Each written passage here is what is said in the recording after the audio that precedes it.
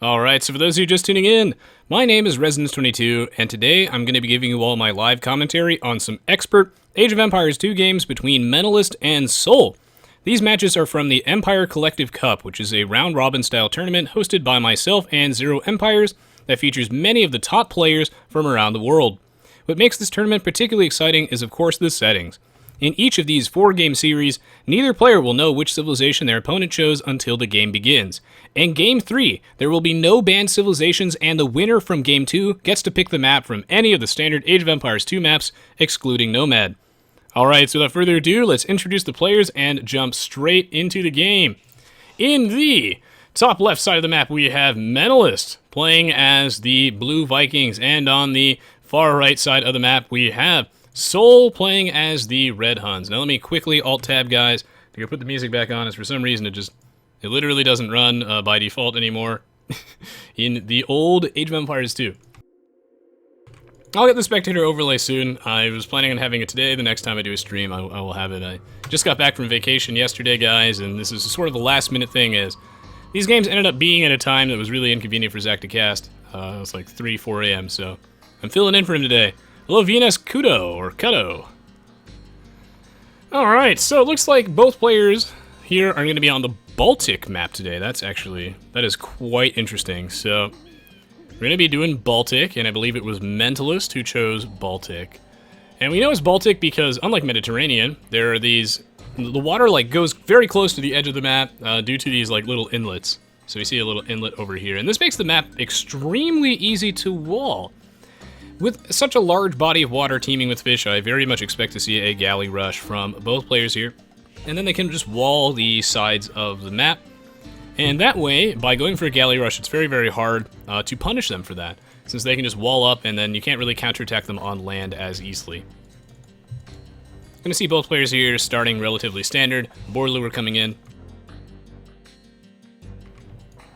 The most important thing I think to note so far, at least just from looking at this game, is the civilization differences. Remember, this is blind, hidden civilizations, so neither player knew what was going on until the game actually started in. This is actually Huns versus the Vikings, so it's not a mirror match, believe it or not. A lot of player preference coming into this one, and you know, it goes without saying, guys, that the Vikings are an absolute beast on the map Baltic. Let's go take a look at their, civilization strengths for a minute here. An infantry naval civilization. Warships cost 20% less. Insane. Wheelbarrow handcart free is really good too, but docks costing 25% less. You get your docks up faster, your warships cost less. It's almost a guaranteed win on the water, but the Huns are no joke either. The Huns, of course, have access to all sorts of ridiculous bonuses, like they don't have to build houses. Sure, they start with less wood, but you save so much money in the long run not having to build houses. It absolutely adds up. It also means that your villagers get to spend more time, harvesting resources because, again, you're not having to build houses with them. And oh my god, Mentalist here is actually going to convert these 2 sheep, and the town center is going to fire at this scout and is accidentally going to kill one of the sheep in the crossfire. So Seoul down by 1 sheep due to that, and hopefully that doesn't matter, but that might actually matter. It's these little things, man, in pro games that can really, really snowball a game out of control. And 1 sheep down for Seoul.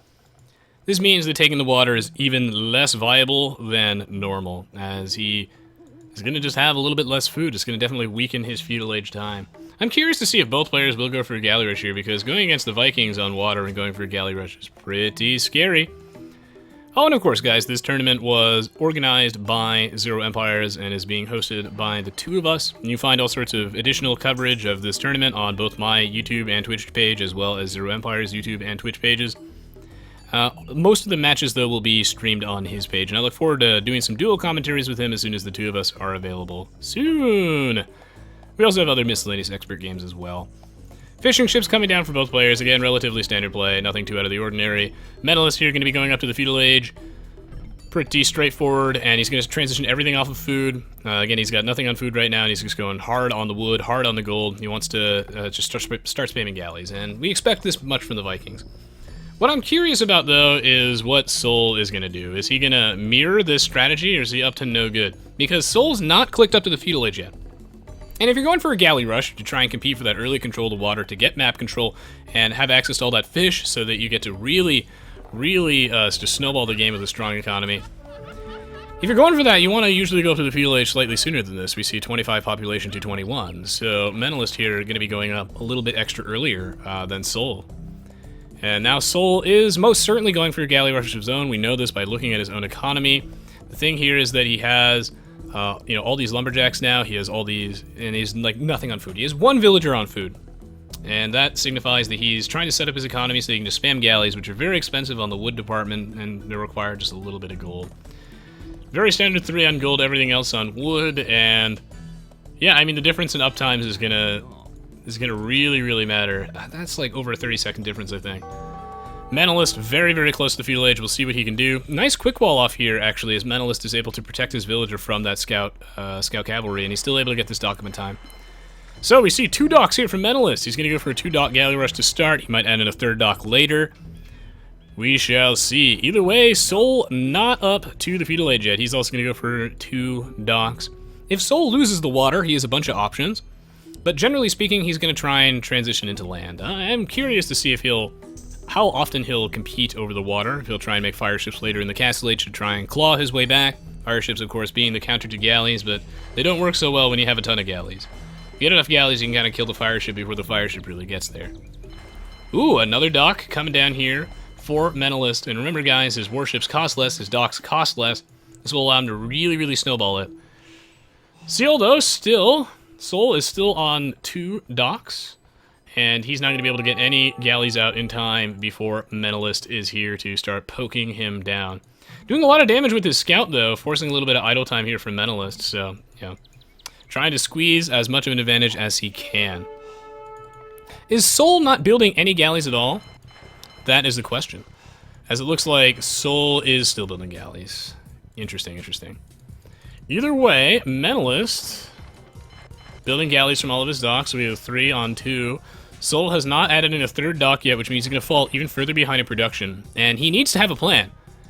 I'm not honestly sure if it's worthwhile to go galleys in this situation if you don't plan on really, really committing to it, but he must have something in mind. Because there are 3 galleys here. 3 docks, and we have a 4th dock coming up from Mentalist, so Seoul has to... Well, I mean, he has even numbers right now, but it's only a matter of time. We see a 5th galley coming in here, so he's already outnumbered here by Mentalist, but Mentalist is going to pull back because he doesn't have a definitive enough lead to make up for the fact that Seoul has that home field advantage, where Seoul's galleys are coming out of these docks, and it's going to be harder for Mentalist to reinforce that, so he's going to need more than one galley lead if he's going to apply any significant pressure here. Hello, Aram, Pain, and Bloody Star. Good to see you guys. Ooh, Rookie says he built his comp today. Awesome, awesome. Alright, so we see more galleys. A barracks. So Seoul is already considering just abandoning the water. And this makes sense. I'm very surprised that Seoul decided to go for the galleys at all, considering that Mentalist was, I guess, he got to the feudal age first. He's the Vikings, so he's already favored on the water. The Huns are no joke on the water, but the Vikings are certainly the stronger civ. And now these fishing ships gotta run, but it's much better to, waste those galleys' time and just have your fishing ships just scatter all around the map, rather than just, leave them there to die. And Seoul's just gonna try and look around to snipe some fishing ships if he can, do as much damage to his economy. And he's got a plan. We saw the barracks coming down. He's gonna cut galley production now, and he's gonna try and forward his opponent. And Jesus, he has 735 wood! I don't know if he's transitioning his economy off of wood fast enough, as the dude is rich, but he will have enough wood certainly to, put down 2 archery ranges and start spamming archers. He's starting to build farms right now because he no longer has access to fishing ships, and once you lose the water... Like, the thing is that a galley rush can be incredibly potent. You can transition all of your villagers off of food, because you'll have 4 fishing ships if you do the correct build, and this means that 4 fishing ships is just enough to sustain villager production, give you a little bit extra food. And Seoul has these 2 fishing ships, which he's having long-distance harvest, so they are harder to get picked off. But he doesn't have enough to sustain villager production anymore with only 2, so he's going to have to build some farms right now to get back into this. He's just trying to be a nuisance with his galleys, keep Mentalist busy, and in the meantime, he's just stalling for time so that he can build these 2 archer rangers and try and move on. Whoa, is Zach actually here? What? I hear people spamming. Oh my God, Zach is here. Well, good morning, Zach. It's incredibly early for you, dude. We just narrowly avoided disaster. They almost played Nomad on game 3, almost. Should we tell him what happened in game 1? Oh, we already told him. I was gonna say, I wanted to hear Zach's reaction if he was just watching it. And, like, he didn't know. Like, what I really want to see is, we just need to get ZeroEmpires live streaming so he has his face cam, watching the VOD to game 1. And I want to see how long it takes for him to notice that the map is size 8. Because I didn't notice during the entire, during most of the game. And, I still want to know how long it took you guys to notice, because I think that, you know, I think that generally we just assume that everything is all right in the world and that there's no... there's no way it would be size 8, that's crazy. So anyway, back into the game itself. Water completely lost for Seoul here, as it's Vikings versus Huns, and Mentalist just got to the Feudal Age first, so he really just has a definitive lead there. So, Seoul going all in with the watchtowers. He's bringing some 4 villagers here. He has the double forward archer rangers, and he's just trying to do as much damage as he can. He has the fletching upgrade, which is great. It's going to allow him to put on a lot more pressure, do a lot more damage, and get the first shot off on the enemy archers, but they also have fletching, so evens out. Home field advantage here for Mentalist, of course. He will be able to, you know, defend this to a degree, but good focus fire here from Seoul. He's going to pick off those archers, and look at this. Okay, like, even though Mentalist is able to hold the line here, he has to pull off so many villagers to try and deal with those archers. So much idle time. That really does add up. I wish I could quantify that right there, but there's a lot of resources that just weren't harvested. Well, the thing with this forward is that it's just forcing so much idle time out of Mentalist. Look at this, all these villagers just not getting to do anything, and these archers just getting picked off one at a time. This is a really interesting forward, because we know that, like, Seoul really didn't have too much information, but he does actually end up... Oh, whoops, what did I just do? How do I turn that off? Is it bugged? Oh. Alright, cool, it's fixed. Anyway. Showing units to the Fog War. Oh, okay, yeah. That's what Unit Spy is. Dude, I'm used to old Aoe2, man, before the user patch. Whew. Either way, Seoul poking at these guys. The interesting thing here is that, like, all of Mentalist's resources, like his main gold, his main stone, they're all on the left side of his base. They're all underneath these watchtowers. I mean, he has 1 gold mine over here, but he has no stone mines. None. Zilcho, nada. He has no stone mines. And yeah, he's really just going to kind of get boxed in the corner here. He has a defensive watchtower back here to protect his gold and his wood, which is very, very important. But god, his guys are just getting picked off one at a time here by Seoul. Even though Mentalist is the home field advantage, is not actually enough.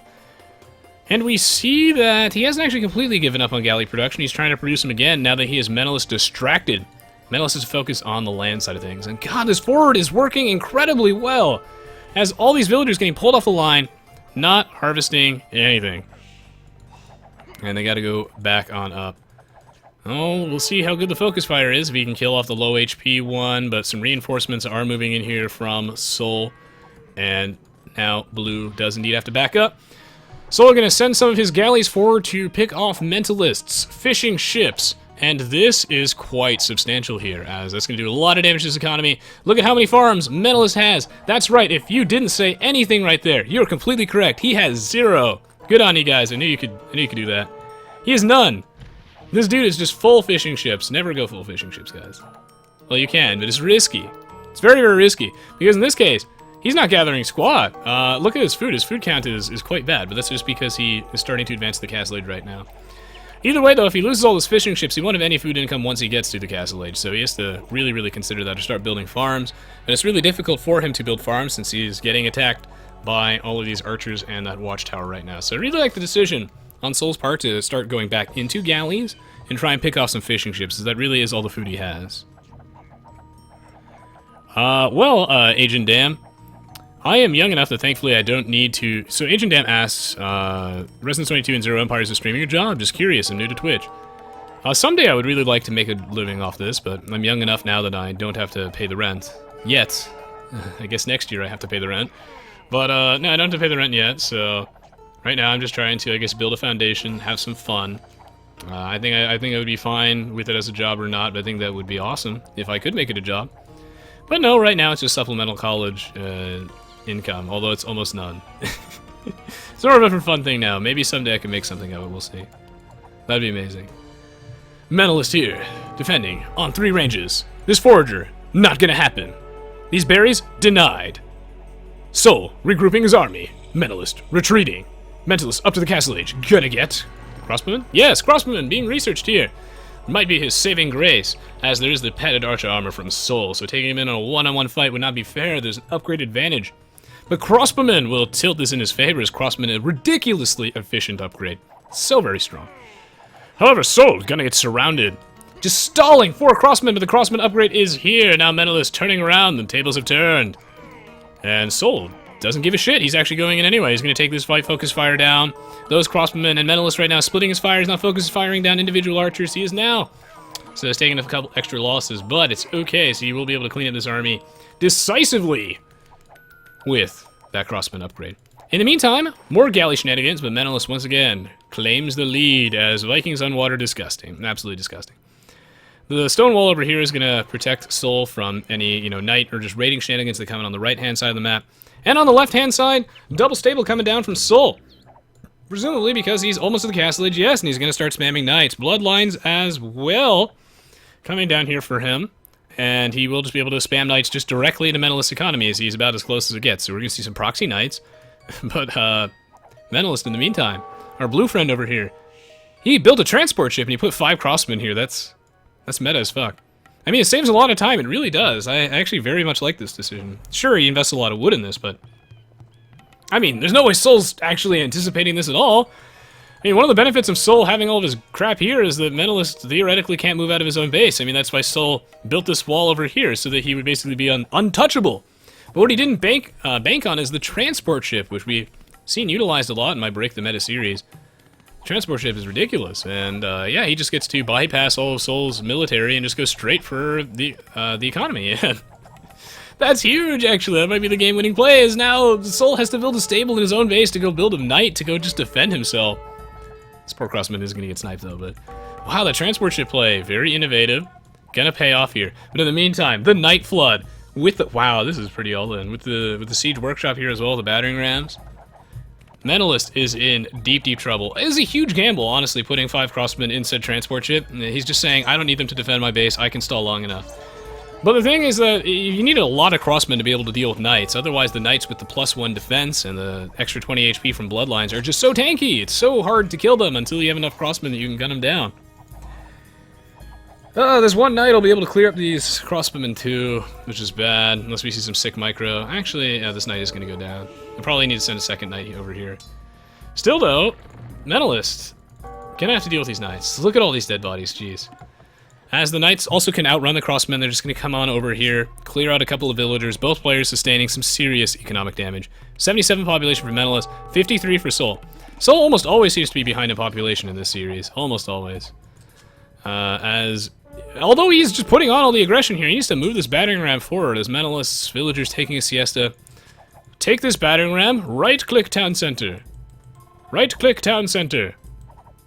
Right-click the town center. Well, Mentalist here is going to take advantage of Seoul's battering ram, playing hooky, and just mangonel it down before it has any chance to react. Hands off the keyboard! This battering ram is going to get clobbered by these mangonel shots. Here comes one more blast, and boom! Right in the edge. These knights, oh, there's enough crossmen coming out here from Mentalist that he's actually able to hold the line. This Mentalist does have Bodkin Arrow now, and Bodkin Arrow versus the +1 defense means that these crossmen get to do a little bit of extra damage to knights, and that does matter. In the meantime, Seoul making a couple fire ships, which is a very cute play. Fire ships very good when your opponent has a small number of galleys and a bunch of fishing ships, so you can clear on out. In this case, though, he doesn't have enough fire ships, I think, to really make this work. Especially considering his opponent has Bodkin. But, actually, are these galleys on no attack stance? Cool! Alright, I take that back. Fire ship was an insanely good decision. There are a lot of military units for Mentalist here, as he's been building up quite the military. This is what happens when you suicide all your knights like this. Wow, ooh. Mangonel shot almost hit his own guys. I think he actually did hit his own guys. So the thing here is that the knight pressure, managed to kill a lot of Mentalist villagers, like a lot. But he might have wanted to stop the knight raiding a little bit sooner, because the thing is that now Mentalist has a substantial military lead. He's been able to mass up all of these crossmen, because the knights were just kind of coming in one at a time. He's just suiciding them for villagers. And this is really bad, because when you lose this forward, when you lose 2 stables in a siege workshop like this, and 2 archer ranges, I mean, you're kind of all in here, right? Like, what's he going to do? Like, Seoul's just so very far behind. You can't really tell from the score, because the dude has been clobbering Mentalist economy, but Seoul's very, very far behind here. as he's going to lose all those forward buildings. He put all of his eggs in one basket. His base kind of in shambles right now, to be honest. The good news is, though, for him is that Mentalist just got his second TC up, and Seoul's had his second TC up for a longer time, and he has his third TC. So now he's just trying to stall. I mean, maybe if he stonewalls this area, he already has this side stonewalled, and he controls the water, his opponent can't land with transport ships, and that's where we see the fire ships coming in handy. So if he can close off the left-hand side, if he can stonewall that, he might be okay, because that might prevent Mentalist to really be able to move out with his army. Mentalist might just have to keep his crossmen in his own base. Let's see. What's the chat say? Habibi says, how come Resonance 22 doesn't use Civ castle units in the army? That's a really good question. A huge chunk of that is that getting a castle out, at least in these like high-level pro games, requires a lot of investment on your part. You have to put a lot of villagers on stone, and by investing so much in stone, you're going to have less money, and you're just going to fall behind in the early game. So it can be really, really risky. Also, in this case, Tarkans wouldn't be very useful, as Tarkans, much like Knights, would get gunned down by this many crossmen, so they're not going to be particularly useful in this circumstance. In the Vikings case, again, Berserkers just don't really make sense either in this situation, as his opponent just has lots of Knights. I mean, Berserkers are like a longswordsman style unit, so they're very, very good against something like Eagle Warriors or Huskarls, which there are none in this game. Another problem is if you throw in your unique unit, then it just takes forever for them to produce, because you're only going to have like one castle, right? So you will see players use their unique unit, don't get me wrong, in the Castle Age. That does happen, but in this situation, it's not generally a good idea.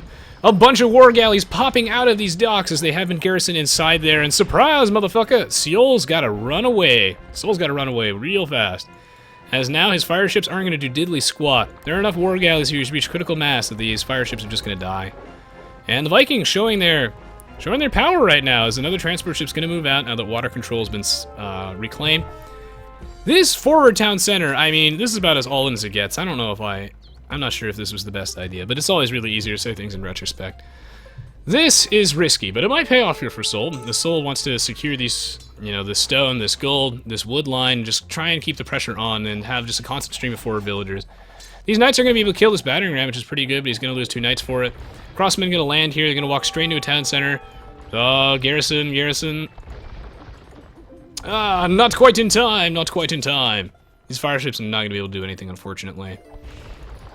So Seoul is going to lose a couple villagers here, and he doesn't really have too much answer to this pressure. This game appears to be really, really neck and neck based off the score, but the thing is it's just so hard for him to defend his own base. As now he's behind a navy, it's not going to be able to... He can't make enough fire ships to go deal with those war galleys. He kind of has to just make his own war galleys to be able to compete with that. So...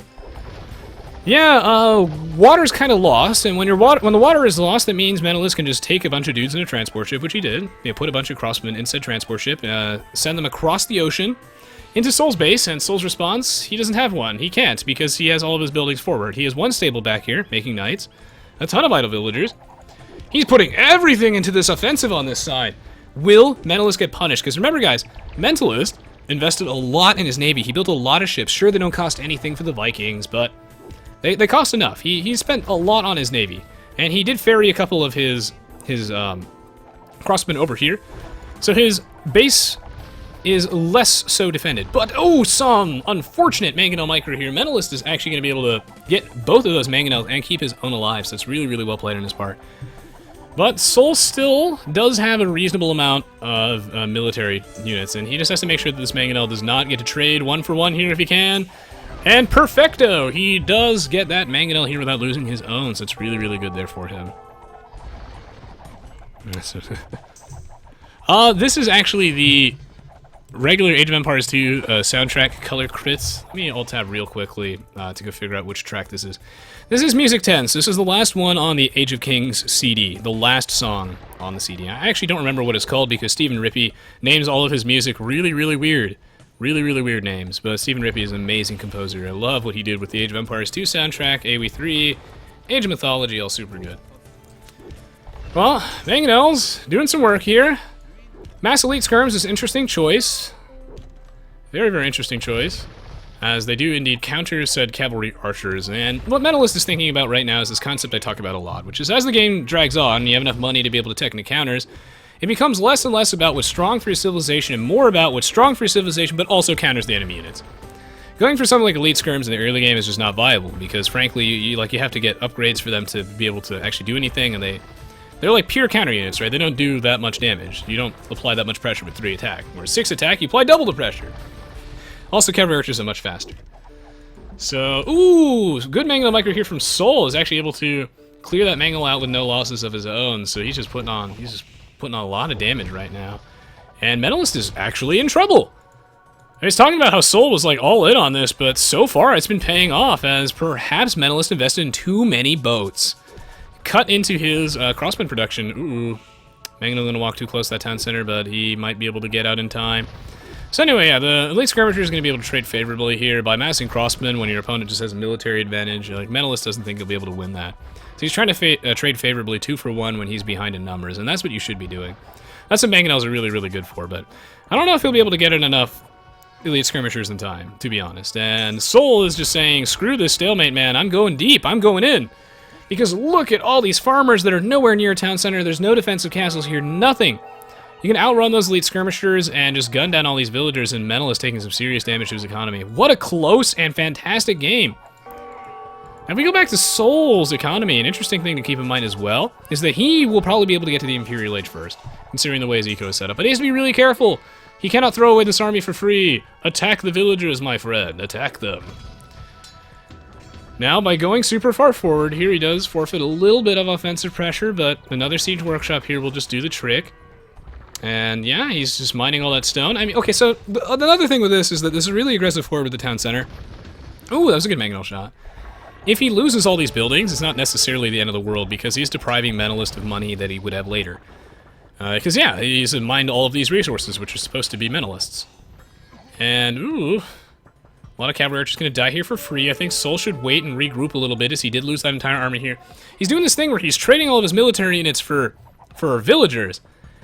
And that can be really strong, but he has to be careful to not do that too much, as he doesn't want to fall behind in military. This game is so close. What a really smart decision on Seoul's part to just go all in like this. Perhaps Mentalist made too many ships. It's hard to say. These skirmishers are going to get hard countered by these knights. That's another problem with making skirms, is that they are like the worst unit in the universe versus knights. They are so bad. As knights have the 2 defense already, so they take like 1 damage from the skirms, and the skirms have minimum range, so that's like not going to work. This watchtower is extremely cute. I don't think it's going to do anything. I don't think it's going to do anything at all. Also, yeah, this forward aggression does deny some resources from Mentalist as well. It makes it really hard for him to mine from his main gold, or get any stone at all. As remember, guys, this gold at the back was completely exhausted, so Seoul here just putting all of his eggs in one basket, going all in. And it's really, really working, as all of Mentalist's resources are on the left-hand side of his base, and he's just really having trouble getting the cash to go deal with this. And those war galleys, I mean, now that he has the water, like, is it really enough? Because the dude doesn't have that many fishing ships. I don't think he has any. And in fact, he's gonna call GG. So, wow, what a great game here between Seoul and Mentalist. What an amazing comeback. Seriously, I am very, very satisfied with the outcome of that game. Well played indeed. Let's check out the achievements this time, shall we? You know, I have to say, so far, the Empire Collective has had some pretty great games. Aha, so Seoul training military for a lot of villagers, and he definitely made sure that he stopped doing that. So that, like, he stopped doing that, like, just in time, so that he didn't fall too far behind. Because he was still behind in military, but a good chunk of that is because Mentalist had crossbowmen, which are cheaper and easier to mass up. We see the huge difference in economy, like the resources gathered. I mean, God, look, Mentalist only got 300 stone that game, and he had, oh my God, that's almost 3,000 gold less. Because Seoul was just putting on so much offensive pressure, and due to the way that map was set up, that was certainly the right call. And we see the huge difference in villager high right here. Wow. By having Seoul put on so much pressure, he made it so he could also boom safely back in his own base, and it paid off. I really like the transport ship play. Like, it almost worked. It really almost did, but he just wasn't able to hold the line at his own side. So even though he got to kill a bunch of villagers, he just ended up falling behind there. I mean, this is such a crazy comeback, really. I mean, look at this. Like, Mentalist was so definitively in the lead at a point, but a huge chunk of that are boats. Those are ships. And as a result, they're not quite what the doctor ordered to win the game. Hope you guys enjoyed watching that one, man. That was a fun one. If you did, don't forget to leave me a like rating as well as check the rest of the stuff on my YouTube page, as I have plenty of other Age of Empires 2 videos there, as well as videos of other games, and I also do live stream regularly. I'd love to have you. Links to everything and more in the video description, and of course, major thanks to ZeroEmpires for organizing this entire thing. Without him, where would we be? There would not have been a transport ship play. That would not have happened. So yeah, guys, you'll find future coverage of the event both here and mostly on ZeroEmpires' page. Keep your eyes peeled, more awesome games coming. But we're not done today yet, as there's still Game 4. This is not a best-of-4 series, it's just 4 games. So they could draw it out. The game has just started now, so now we're just going to wait for the spectator delay, so don't go anywhere, guys. We're going to take a brief break. I don't know, if Zach wants to do a dual cast this early, yeah. It's really, really, really early for him. We'll do some dual casting soon, guys. Your feedback is appreciated. I'm going to be right back, because we're going to jump into the next game, like, real soon. So I'm going to be back, like, ASAP.